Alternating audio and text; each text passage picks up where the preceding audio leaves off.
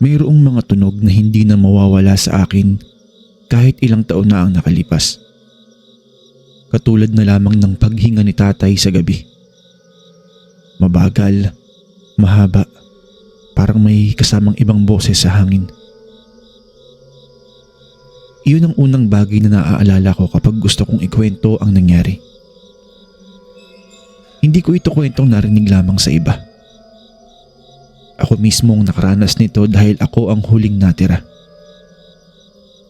Ako ang bunso sa 3 magkakapatid at ako na lang ang buhay ngayon para magsalita sa kung ano ang totoong nangyari.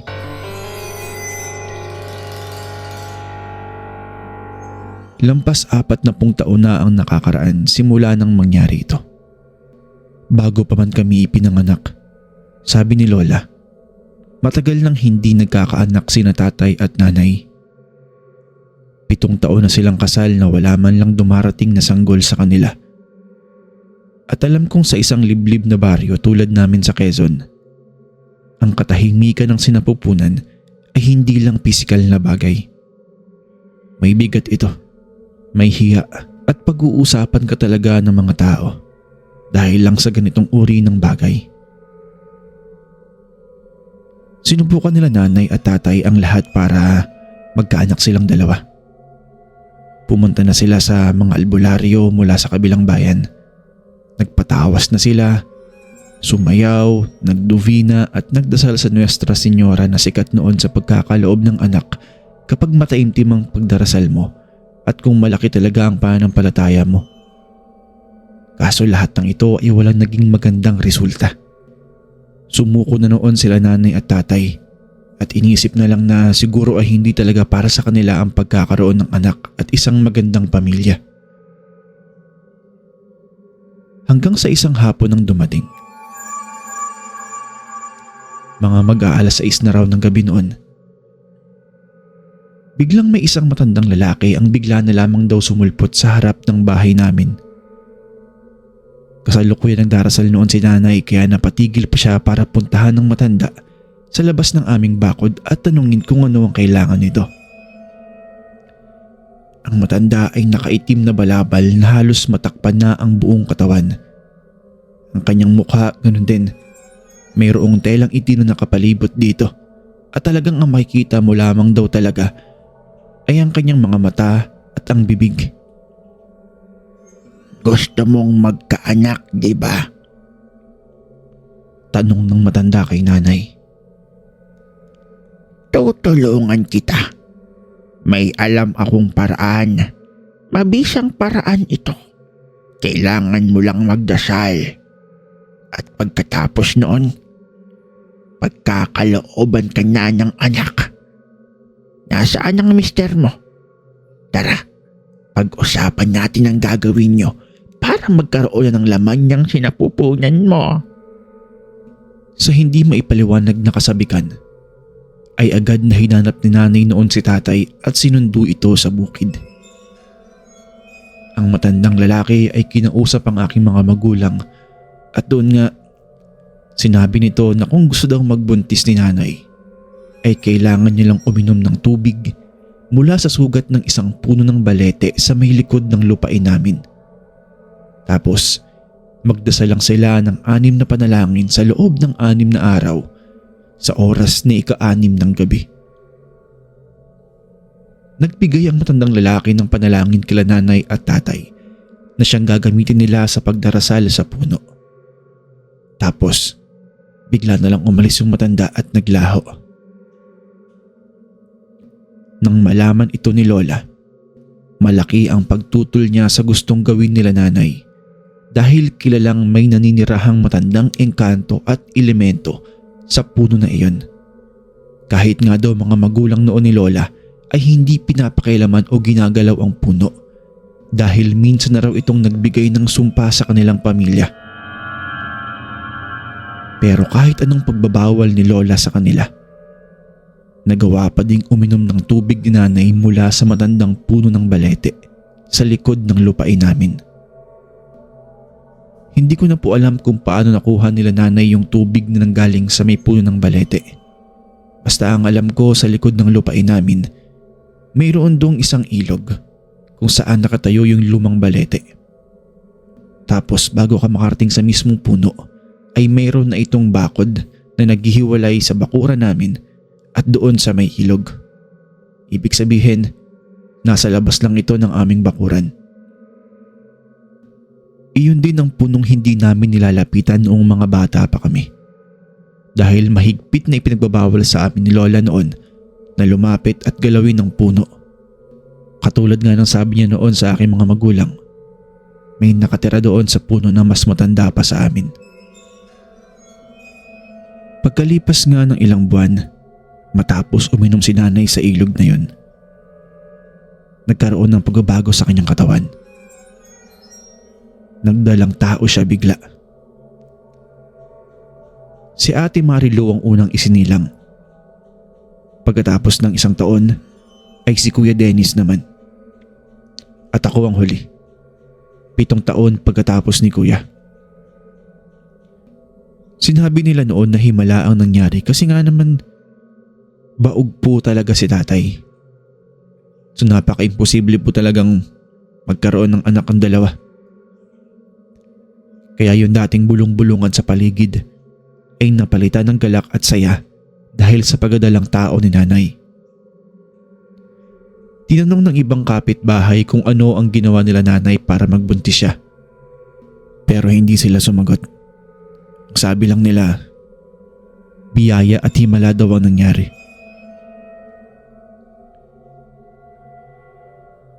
Normal naman ang buhay naming buong pamilya.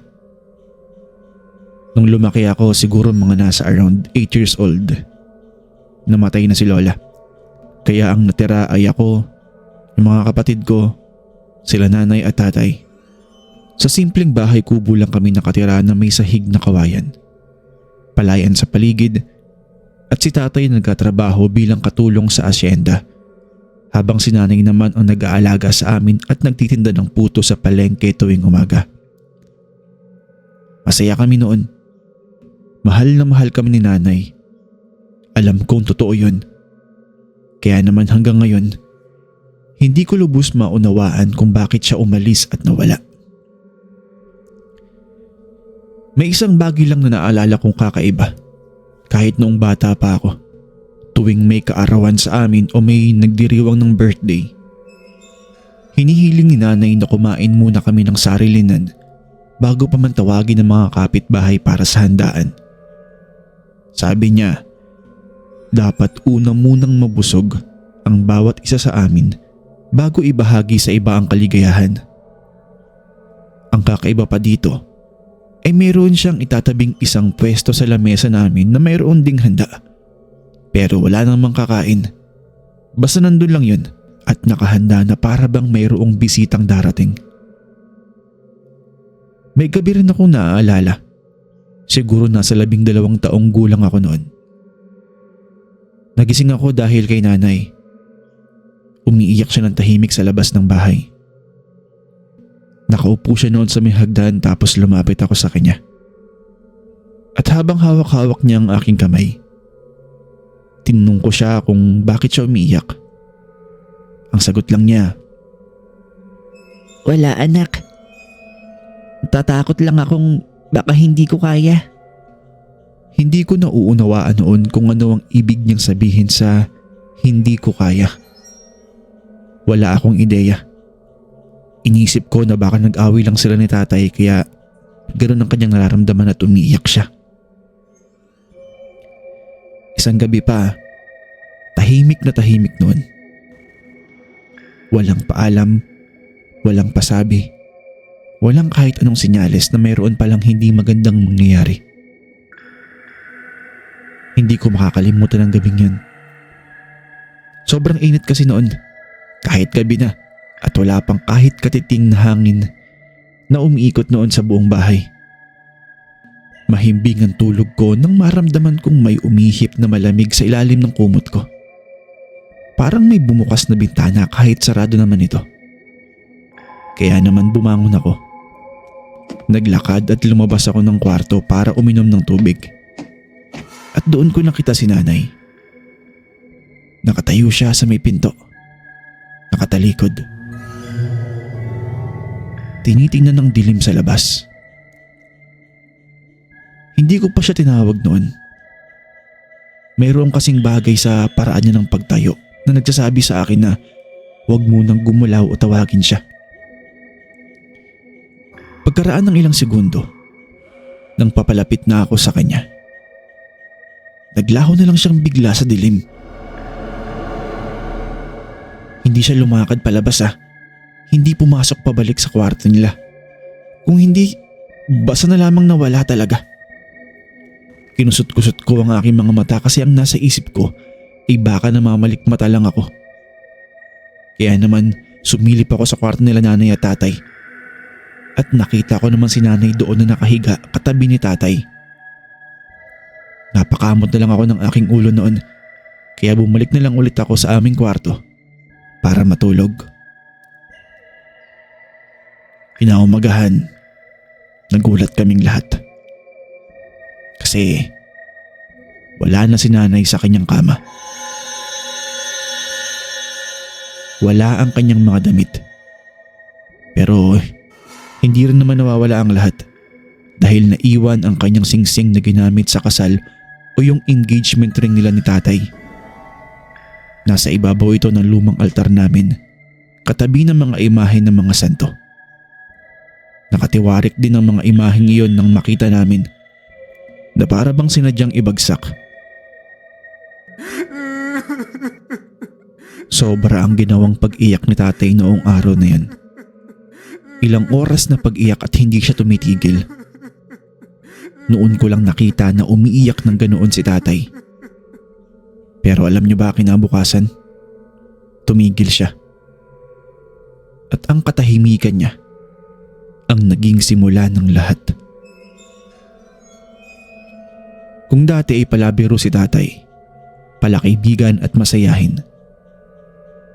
Ngayong nawala si nanay ay hindi na siya nagsalita ng buo pagkatapos noon.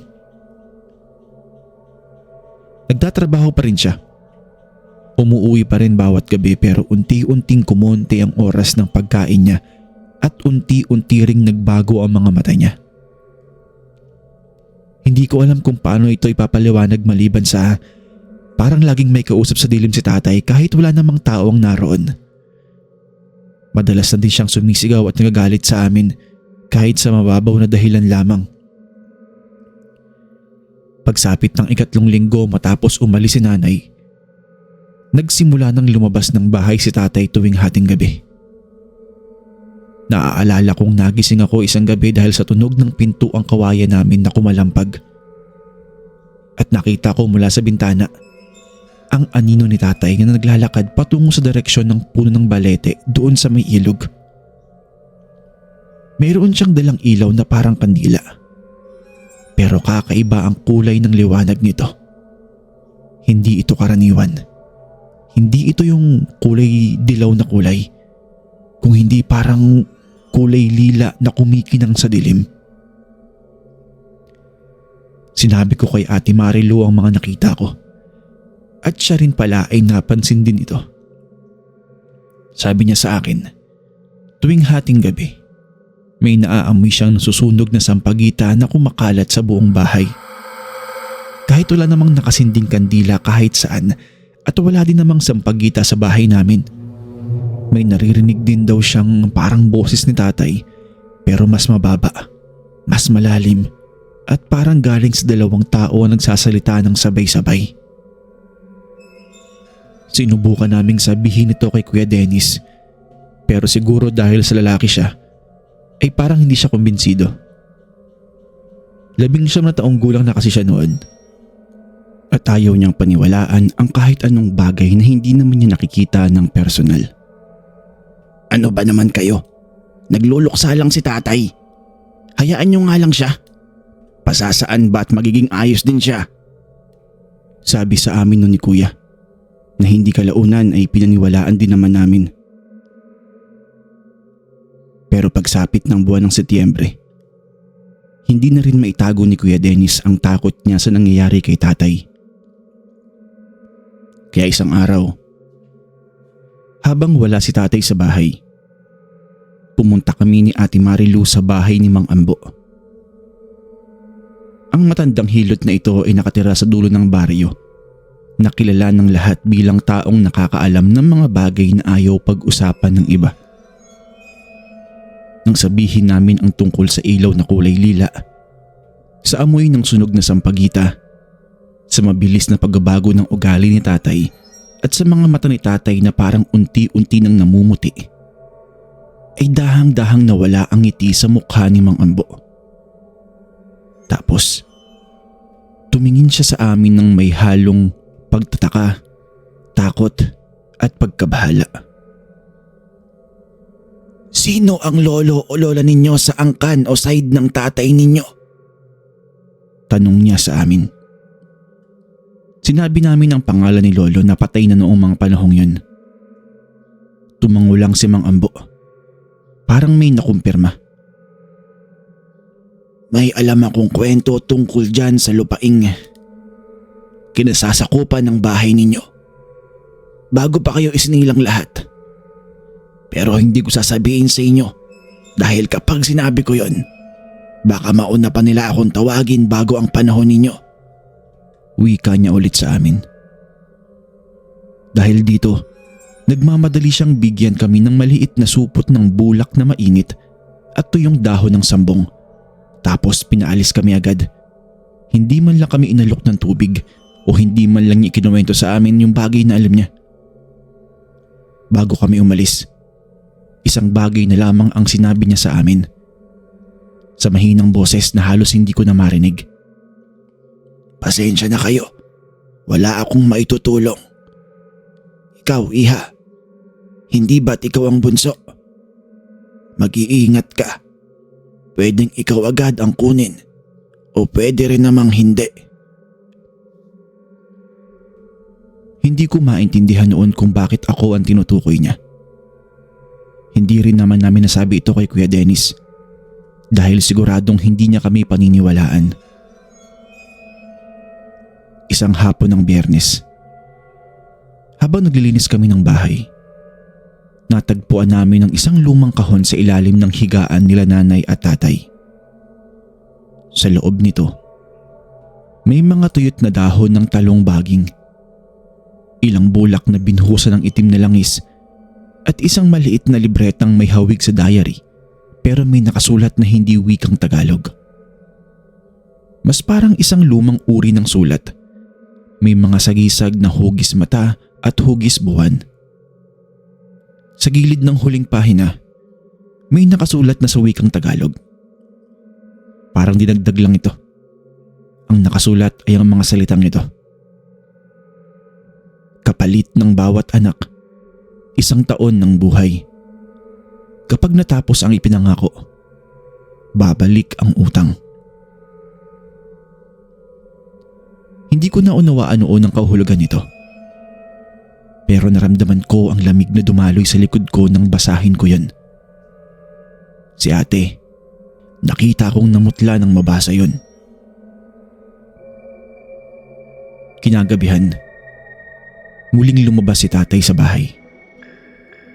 Katulad ng nakagawian, sumunod kami ni Ate Marilu sa kanya. Kahit alam naming bawal, dahil kailangan naming malaman ang totoo. Nagtatago lang kami sa likod ng mga puno para hindi kami mapansin ni tatay. Tapos sa may pinakanghuling bahagi, doon kami tumambay at nagtago sa may puno ng saging. Sumilip kami sa likod ng dahon ng saging na ito, na malapit lamang sa puno ng balete. At doon nga namin nakita si tatay. Nakaharap at nakaluhod siya sa gilid ng puno ng balete. Pero sa paraan niya ng pagkakaluhod, hindi lamang sa puno ng balete siya nakaharap. Nakaharap din siya sa may ilog. Doon sa ilog kung saan nakatayo ang mismong balete. Nakita rin namin na may hawak siyang maliit na kutsilyo. Itinaas niya ang kutsilyo na parabang sasaksakin niya ang sarili niya.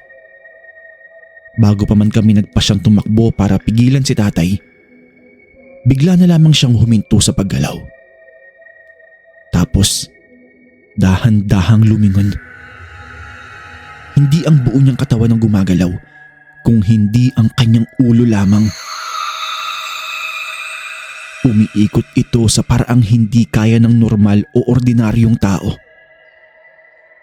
Ang mukha niya sa dilim ay mukha pa rin ni tatay.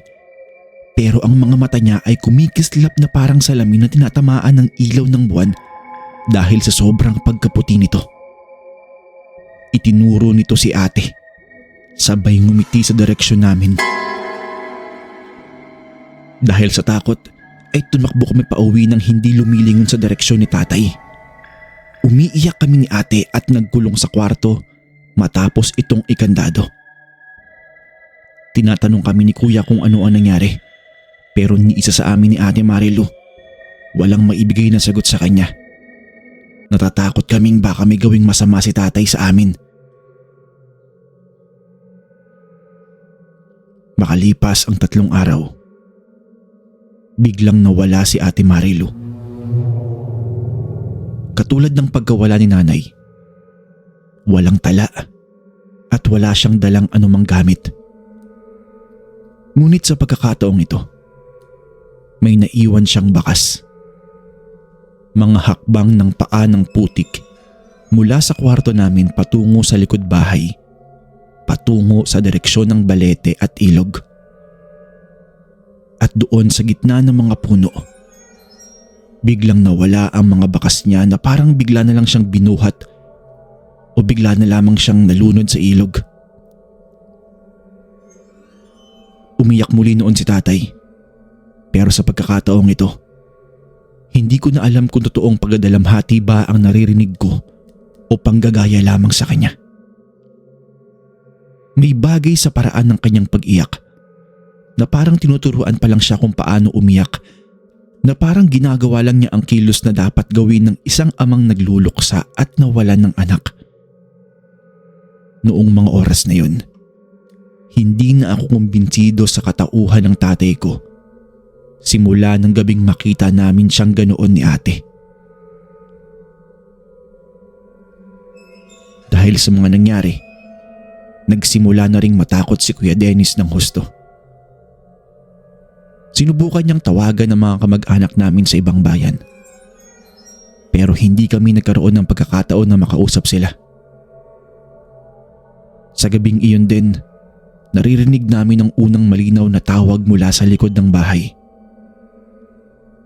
Kaya naman dinala ni kuya ang kanyang unan sa kanyang kwarto papunta sa aking kwarto at doon na siya natulog sa sahig kasama ako. Nasa loob kami ng isang bilog na asin na binuhos niya sa paligid namin. Ginawa niya raw ito katulad ng itinuro sa kanya ng isang kaklase noon. Kung may pumasok dito, huwag kang lilingon, huwag kang sasagot at huwag kang magpapakita ng motibo o takot kahit sino man ang tumawag. Malinaw ba, bunso? Sabi niya sa akin habang mahigpit na hawak ang aking kamay. Sa loob ng 3 gabi, gumana yun. Walang tumawag, walang lumapit, at unti-unti kong naisip na baka natapos na ang lahat. Na baka tama nga si Kuya Dennis, na siguro mas maganda kung hahayaan namin na maging maayos si tatay at tiisin ang pagguluksa niya habang lumipas ito. Pero mali ako ng inakala.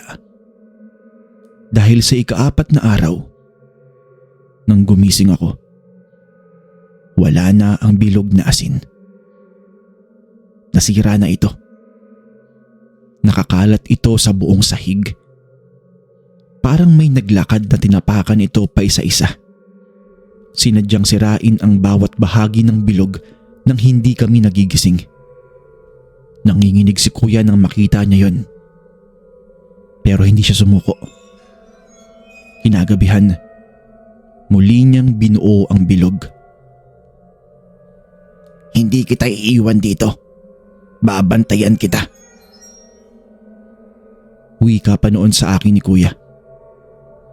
Si tatay, Wala kaming balita sa kanya kung nasaan siya. Kasi ilang araw na rin siyang hindi namin nakikita simula nang mawala si Ate Marilu.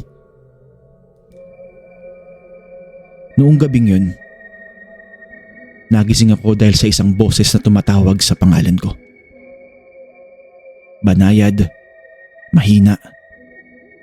Halos parang boses na katulad ng kay nanay. Pinilit kong huwag sumagot. Naaalala ko kasi ang sinabi ni Kuya noon sa akin. Kapag may tumawag sa iyo sa gabi at hindi mo alam kung sino, huwag kang sasagot. Dahil kapag sumagot ka, kinikilala mo ang tinig at magkakaroon ito ng karapatan na sundan ka. Kaya naman ang ginawa ko, nagtago ako sa ilalim ng kumot. Maya-maya lang, bigla kong narinig ang yabag ni Kuya Dennis palabas ng kwarto. Lumabas siya sa bilog. Tapos, naririnig ko siyang sinisigaw ang pangalan ni nanay habang umiiyak. Hindi ko alam kung ano ang nangyari at bakit niya ginawa yun. Kasi siya pa nagpaalala sa akin na huwag sumagot sa mga tawag. Pero naaalala ko din na sobrang malapit kasi ni Kuya kay nanay. Kaya hindi ko siya masisisi kung nagpadala siya sa pangungulila niya kay nanay. Ilang sandali lang, ang yabag ni Kuya ay biglang nawala. Sinundan yun ng katahimikang mas nakakilabot pa kaysa sa anumang sigaw. Katulad ng inaasahan ko. Kinaumagahan, wala na si Kuya Dennis. Ang nakita ko na lamang ay ang bakas ng putik mula sa aming bahay papunta sa balete doon sa may ilog. At sa pagkakataong ito, may bagong bagay akong napansin. Sa katawan ng puno, mayroong bagong marka. Parang hiwa, parang tanda ng pagbibilang. 3 hiwa ito. Siguro, isa para kay nanay na umalis na, isa para kay ate, at isa para kay Kuya. Alam kong ako na lamang ang natitira. Kaya nung sumapit ang gabi, hindi ako natulog noon. Sa halip, malakas ang kutob kong darating si tatay. Kaya naman hintay ko siya sa may pintuan ng kwarto niya. Nang bumukas ang pinto, halos hindi ko na siya nakilala. Payat na siya. At ang balat niya ay parang kulay lupa. Ang mga mata niya, kahit sa gitna ng dilim, ay nagniningning ng kakaiba. Pero sa kabila ng lahat, may bahagi pa rin sa kanyang mukha na kumurap sa akin, na parang bahagi ng tunay na tatay ko ang nakikipaglaban sa loob ng kanyang katawan. Anak! Sabi niya, sa boses na parang 2 tinig ang pinagsama. Isa ay malumanay, ang isa ay malalim at mabagal. Huwag kang matakot. 1 taon na lang. 1 buhay na lang at matatapos na ang lahat. Pagkatapos noon,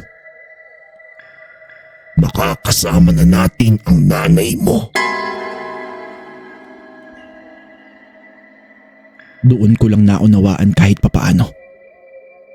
Doon ko lang nabuo ang teorya na hanggang ngayon ay dinadala ko. Hindi umalis si nanay dahil hindi niya kami mahal. Sa tingin ko, natuklasan niya ang totoong nilalaman ng kasunduang ginawa nila. Na hindi lang basta biyaya ang aming pagsilang, kung hindi isang utang. At ang bayad ay ang buhay namin. Isa-isa, bilang kapalit sa bawat taong hiningi nila mula sa nilalang sa ilalim ng balete. Marahil ay naramdaman ni nanay na paparating na ang pagbabayad. At sa halip na hintayin ng oras na piliin kung sino sa amin ang unang kukunin, iniwan niya kami. Inasahan siguro niya na kung wala siya at kung siya ang magsasakripisyo ay magiging ligtas kaming lahat. Umalis siya bilang huling pagtangkang iligtas ang buong pamilya. Kaso nagkamali si nanay. Dahil sa nangyari ay 2 anak pa niya ang nakuha. Hindi ko alam kung tama ang haka-haka kong ito. Kasi wala na akong paraan para itanong ito sa kanya dahil wala na siya at wala naman sa tamang pag-iisip si tatay. Nang gabi ring yun, hindi ko na hinintay pang matapos si tatay sa kanyang sasabihin. Tumakbo na ako palabas ng bahay, patungo sa daan papuntang bahay ng aming pinsan doon sa kabilang baryo. Madilim ang buong daan. Walang kahit isang ilaw mula sa kalapit na bahay na parang kahit ang ibang pamilya sa baryo ay nakaramdam na ng bagay na kailangan nilang baliwalain. Naaalala ko pa rin ang bawat hakbang ko noon, ang bawat pagtakbo ko, ang bawat pagsinghap ng hininga ko, ang tunog ng aking mga paa sa putik na parang sinasagot ng ibang yabag mula sa likuran ko. Mas mabagal sa akin pero hindi kailanman lumalayo sa likuran ko. Para lang siyang nakasunod. Narinig ko sa likuran ko ang tawag ni tatay. Hindi na ito sigaw, kung hindi parang isang awit. Mahaba at umuulit. Sinasabayan ng tunog ng parang daang-daang tao ang bumubulong ng sabay-sabay mula sa direksyon ng balete. Sa gitna ng awit na yun, malinaw kong narinig ang aking sariling pangalan. Tinatawag sa boses na pinaghalo ang tinig ni nanay, ni ate at ni kuya na parang 3 sila nagsasalita bilang iisang tao lamang. Pinababalik nila ako at sinasabing magkakasama na kami kapag tumigil ako sa pagtakbo. Pero hindi ako nagpatalo at hindi ako pumayag. Alam kong hindi sila yon. Kaya ang bawat hakbang at lakad ko papalayo ay parang may humihila sa akin pabalik. Hindi sa katawan kung hindi sa dibdib. Masakit. Umiiyak ako habang tumatakbo dahil iiwan ko ang lugar kung saan ako lumaki at natutong magmahal. Sa lugar na minsan kong tinawag na tahanan. Hindi ako lumingon kahit anong nangyari. Yun sa tingin ko ang tanging dahilan kung bakit ako nakarating pa sa bahay ng aming pinsan. Gasgas ang mga tuhod, hingal na hingal, hindi na makapagsalita ng maayos. Pero buhay pa rin. Kinabukasan, kasama ang mga kapulisan at ilang kamag-anak, bumalik kami sa bahay. Kaso, wala na si tatay. Wala ring bakas ng putik sa pagkakataong ito. Parang hindi na kailangan pang mag-iwan ng anumang senyales. Pumunta kami noon sa puno ng balete. Nakita kong 4 na ang bilang ng hiwa sa katawan nito. Ginalugad namin ang buong lupain. Tinanong ang buong baryo. Pero walang sino man ang nakakita muli kay tatay, nanay, Ate Marilu o Kuya Dennis. Pagkalipas ng 3 araw simula noon, nakita na lamang namin ang bangkay ni tatay na lumulutang sa may ilog malapit sa puno ng balete. Nakapagtataka dahil papaano nangyari yun, maging ang ilog ay ginalugad din ng kapulisan at buong tao sa barangay pero hindi nila nakita ang katawan ni tatay. Pero bakit ngayon lang siya lumitaw? Dahil dito, makalipas ang ilang buwan ay pinutol ng mga residente ang puno ng balete sa may ilog. Sa kahilingan na rin ito ng aming mga kamag-anak. Hindi ako nakasama noon. Hindi ko na kayang tingnan pa ang puno na yun. Sinabi sa akin ng mga taong pumutol na wala silang nakitang kakatwa. Isang ordinaryong puno lamang daw ito. Matanda at malaki. Walang lihim na yungib o anumang bagay sa ilalim nito. Wala silang nakitang mga labi. Wala silang nakitang anuman. Hanggang ngayon napapaisip pa rin ako. Hindi ko tuloy alam kung saan nang galing ang pambihirang sumpa na nangyari sa aming pamilya. Kung ito ba ay galing sa puno, galing sa ilog, o doon sa matandang minsang nakausap ni nanay noong mga panahong naghihirap siyang magbuntis.